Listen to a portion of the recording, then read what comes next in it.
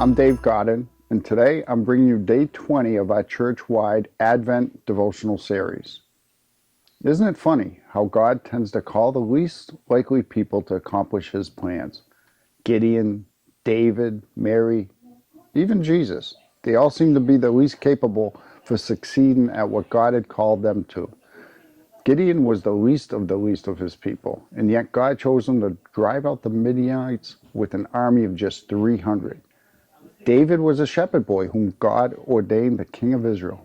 Mary was a young girl engaged to a carpenter. She had no status, fame, or fortune, just a heart for God, but God chose her to birth the Savior of all time in history. And then there's Jesus, God's finest example using the least likely to accomplish his plans.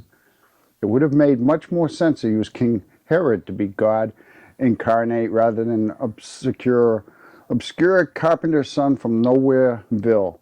Herod had the ear of the people, he had the platform, the influence, the power, and the authority as king over the land. But he did not have a heart for God. Jesus, on the other hand, had nothing but the heart of God, and through his humble existence, he began a powerful grassroots movement. He didn't draw people to himself because he glittered or shined. People were drawn to Jesus because they were hungry for truth, not position. Jesus kept his ministry as far from the celebrity platform as possible, so there was never any confusion as to what people were drawn to was God, plain and simple. God is still in the business of using the least likely to accomplish his plans. He does so in order to make one thing clear. It is he who is accomplishing the work and no other.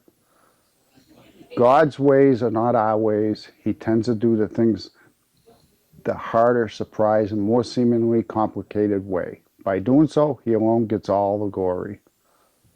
As you practice the art of silence again today, keep paper nearby to write down the random thoughts demanding your attention.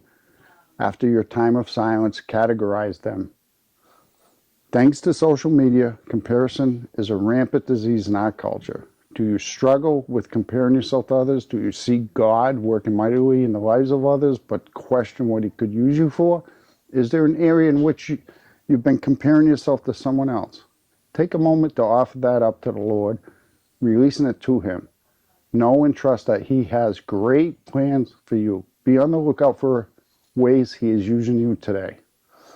Our scripture today, Isaiah 55:8, for my thoughts are not your thoughts, and your ways are not my ways. This is the Lord's declaration.